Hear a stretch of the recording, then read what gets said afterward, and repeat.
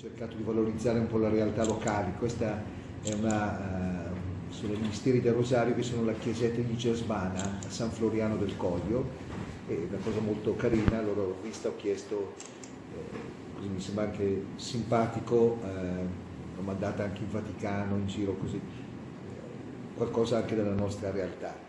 Ecco, partirei dal messaggio che ho messo anche su Voce Isontina, col titolo forse un po' particolare, Essere cattivi almeno a Natale, no? Che voleva tentare di dire che se si è cattivi a Natale si è buoni il resto dell'anno, no? Perché si dice almeno a Natale dobbiamo essere buoni, vuol dire che non lo si è molto. Ma forse senza adesso raccontarvelo, una cosa su cui ulteriormente riflettevo, pensavo, in fondo noi adulti per certi aspetti assomigliamo ai bambini, no? Che eravamo. E allora per capire la cattiveria pensiamo a quando, io che ero quasi un bravo bambino, ma forse tutti eravamo quasi bravi, quando facevamo dei dispetti solo per il gusto di fare un dispetto, cioè non perché avevamo litigato con il bambino o la bambina, no, che ci stava antipatico, che ci creava tensioni, ma fare un dispetto tanto per fargli un dispetto, no? Per far star male, no, la persona. Ecco, la cattiveria mi pare sia un po' questa, cioè il far star male la persona per motivi senza motivo, gratuitamente, diciamo, gratis, no? Ti faccio un dispetto, appunto, no? Allora, come dico in questo messaggio, l'opposto della cattiveria non è tanto la bontà, ma è l'amore, cioè se c'è qualcosa di gratis in positivo è l'amore, cioè ti voglio bene, non perché mi servi, se no sarebbe un amore interessato, ma ti voglio bene perché ti voglio bene. In questo senso il contrasto, diciamo, alla cattiveria è appunto l'amore, no? Quindi il non fare dispetti, ma fare, usiamo ancora il termine un po' da bambini, fare delle buone azioni, no? E qui lo sottolineo perché un po' la preoccupazione, ma penso non solo mia, un po' di tutti, è che oggi c'è un po' questa cattiveria un po' gratuita, no? Pensiamo, io faccio l'esempio per esempio nei social, no? In cui la gente se la prende con qualcuno, ma non perché è il vicino di casa con cui hai litigato o al limite quello che tiene un'altra squadra rispetto alla tua, per cui devi... No, così semplicemente sai una notizia e te la prendi con qualcuno, a prescindere, no? Così, gratis appunto, no?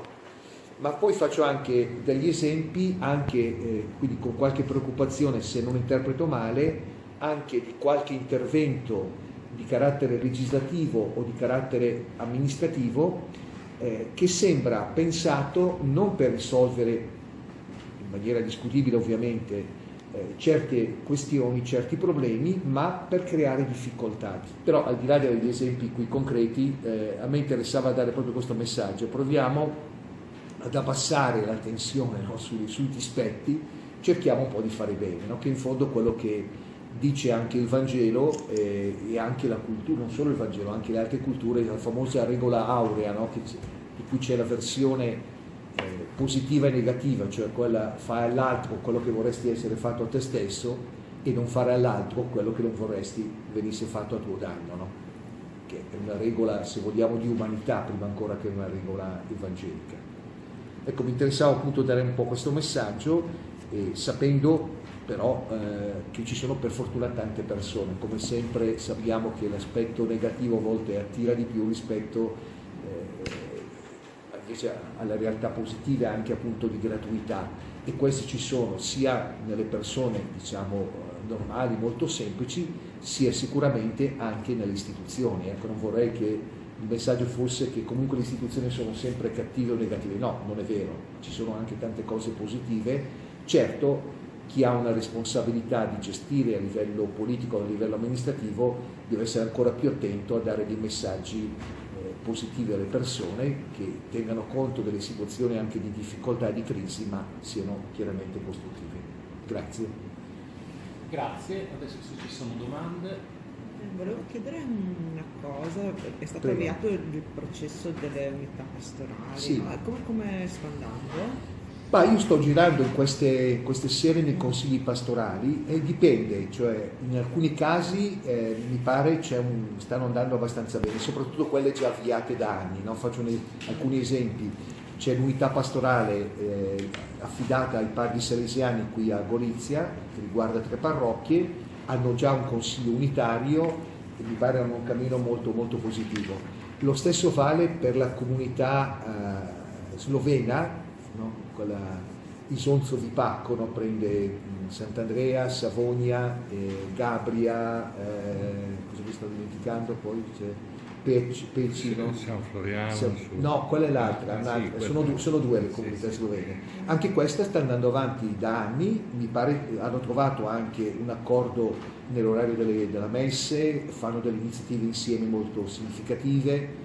Lo stesso per esempio l'unità pastorale di Cormons, sono 4 parrocchie, ma addirittura hanno sconfinato, nel senso che collaborano anche, siccome i ragazzi vanno a scuola insieme, con la parrocchia di Prepotto, che per sé è diocesi di Udine, provincia di Udine, ma sono insieme con Dolenia e stanno facendo dei lavori insieme. Quindi alcune realtà stanno andando già molto bene, altre realtà sono un pochino più in fatica. Faccio un esempio: domenica ero a celebrare a Versa, alla domenica, dove perché c'è un sacerdote che si è fatto male, quindi non potrà più celebrare.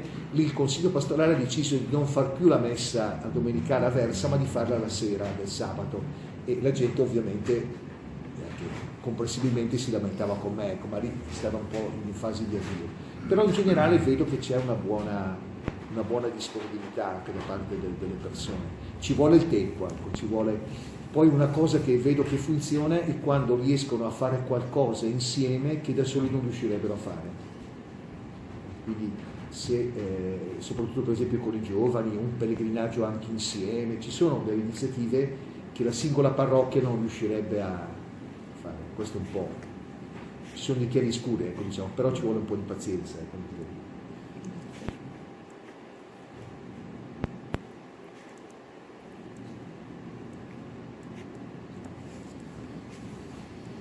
Altra domanda, se c'è.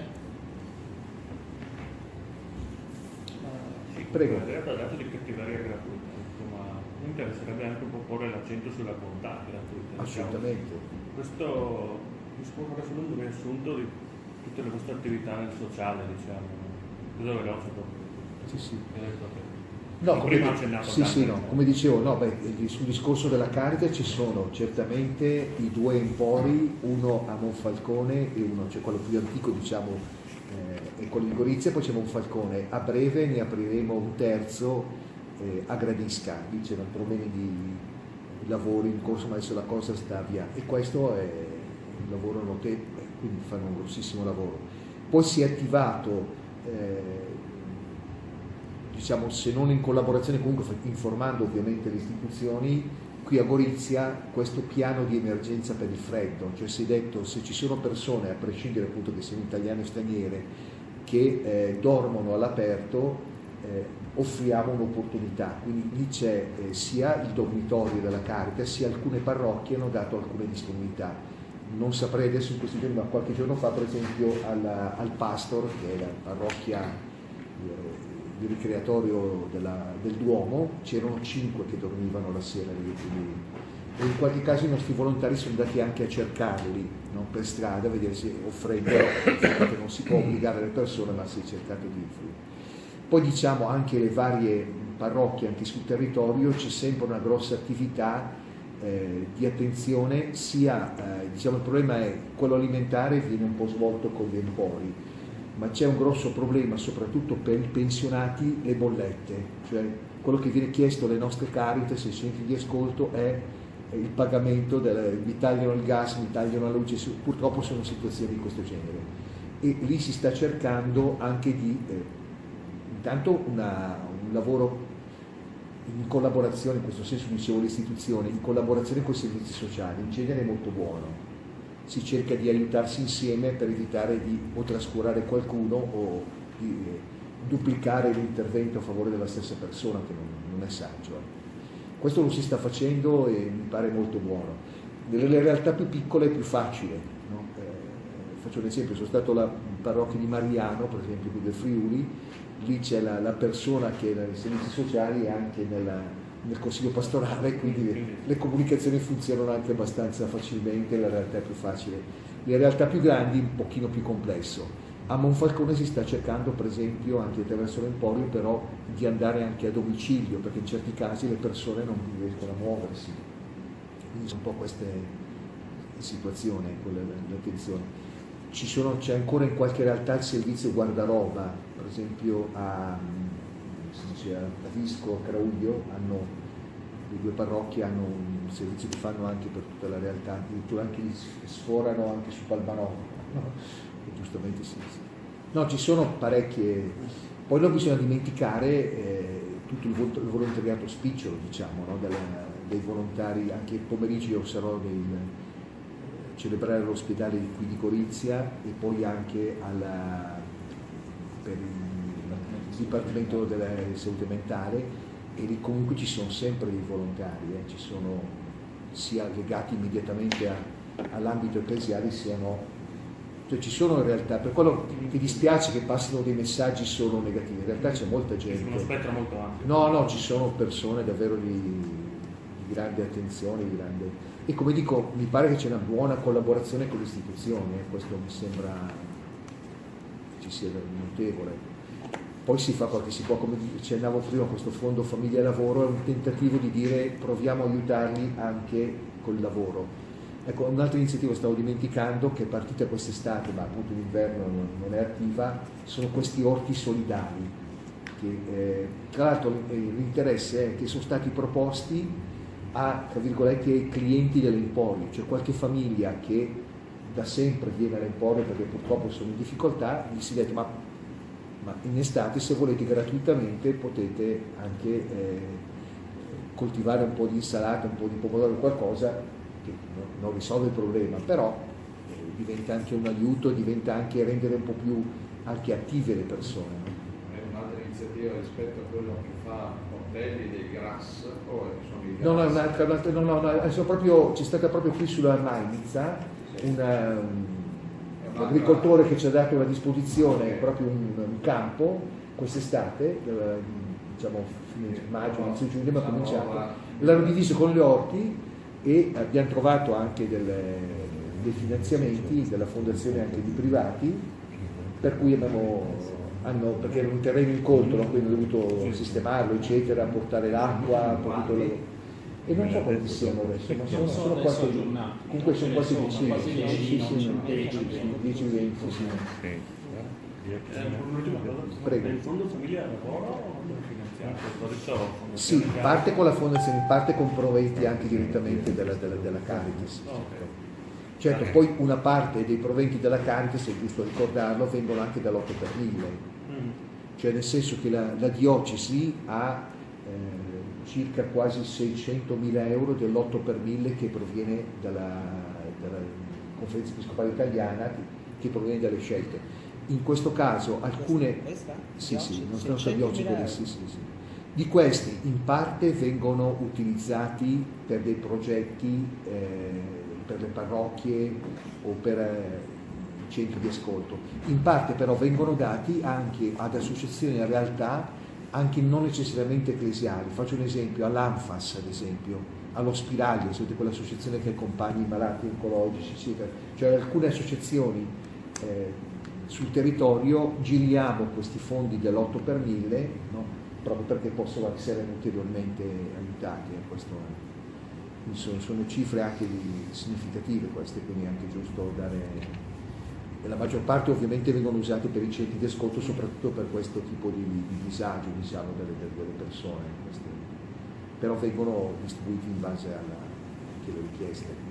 Per esempio una parte adesso vengono usati, si è attivato, anche questo può essere interessante, sia con un'associazione, l'Arcobaleno, si è attivato il progetto DISMA, cioè è un progetto che adesso viene finanziato appunto con l'8 per 1000, per dare la possibilità degli arresti domiciliari o della semilibertà con possibilità di lavoro, perché ci sono dei detenuti che non hanno un domicilio, cioè avrebbero il diritto agli domiciliari o comunque ad avere un'attività, diciamo, a semilibertà, ma non hanno una struttura. Allora c'è questa casa che è stata donata anni fa a Farra, dove verrebbero ospitati la cosa è abbastanza complicata, no? Perché, soprattutto a livello burocratico. Ma quella è gestita dall'arcobaleno? L'arcobaleno, ma confondi in accordo con la Caritas e confondi dell'8 per 1000. Del museo della città. Sì, esatto, viene fatto questo tipo di lavoro qui. Anche questa presenza in carcere, io sono stato l'altro venerdì in carcere, ecco, no, scusi, appunto, a proposito del carcere, è stato detto sulla stampa ma è un po' sfuggito, che il Don Alberto Denadai, no, che lavora insieme con Don Paolo in carcere, ha proposto ai ristoratori di Gorizia di offrire il pranzo. Li stanno facendo, sì, abbiamo detto, sentito, sì. scritto. E io sono stato in carcere l'altro venerdì, stati molto contenti della cosa. Io sarò anche domenica in carcere, poi anche il pranzo a Natale. In questo momento sono solo 17 i detenuti, perché ci sono dei lavori in corso nel carcere, però un'attenzione anche questa. Quindi si sta cercando di utilizzare anche questi fondi dell'8 per 1000 in maniera intelligente, venendo incontro poi in qualche situazione di quel che si può fare, ecco, ovviamente non è che risolvono, però no, ma è anche giusto dirlo alla gente, perché sa che dando comunque firmando per l'8 per 1000 dopo questi ritornano poi sul territorio e sulla realtà. Sì, io integro quanto diceva l'Arcivescovo. Come sapete, come diocesi l'emergenza freddo ha previsto 25 posti al dormitorio di italiani e non italiani, che sono in questi giorni quasi completamente pieni, e negli ultimi giorni, come ribadisco diceva l'Arcivescovo, si è dovuti quindi attivare anche un'accoglienza al Pasto Evangelicus di circa 5 persone a notte. Ripeto, italiani e non italiani. Che non hanno da dormire. Esatto. Che non hanno un punto di riferimento, e quindi sì. Che dormitorio, scusa? Il dormitorio il Faiduti a Piazzuta. Quello già della Caritas, diciamo. Esatto. E questi sono i posti in totale per l'emergenza fredda? Questa è l'emergenza fredda. Perché poi ci sono quelli invece, il dormitorio ha poi altri, come sono una trentina di posti, Sì, non ricordo male. sono 15 posti in convenzione. Sì, in convenzione. Quelli invece sono quelli, diciamo, quelli che hanno diritto al dormitorio durante l'anno, diciamo, che hanno o che vengono messi a disposizione per chi ha bisogno. Questi L'emergenza sono di i per più. sé sarebbe una quindicina di posti, però poi si sfruttano anche gli altri a disposizione della Caritas, Sì, si arriva a naturalmente. 25-30 se necessario. Sì, questa vuole coprire solo i mesi invernali. Solo emergenza fredda. Sì. Ok. E l'Arcivescovo vi ha detto i giorni che sarà, li trovate anche sul sito diocesano, in carcere a celebrare la messa domenica e poi a condividere il pranzo il 25, e poi anche il pranzo dell'ultimo dell'anno, no? Dell'ultimo dell'anno. Oggi a questi due appuntamenti all'ospedale per il Dipartimento di Salute Mentale, la notte di Natale celebrerà in cattedrale, il giorno di Natale in Sant'Ignazio. Quindi questo è un programma un po' articolato. Cattedrale 24 vigilia, che Sì, La mezzanotte, notte, sì, mezzanotte, mezzanotte, sì. la notte tra lunedì e venerdì. il 25 settimane. Sant'Ignazio, stiamo usando un po' le varie parole. Bene, se non c'è altro, a tutti auguri, grazie. Vi lascio anche Adesso- un'immaginetta, auguri anche ai vostri cari. Grazie. Questa dice Sbana. Grazie. Vedi? Scusa, i miei, però.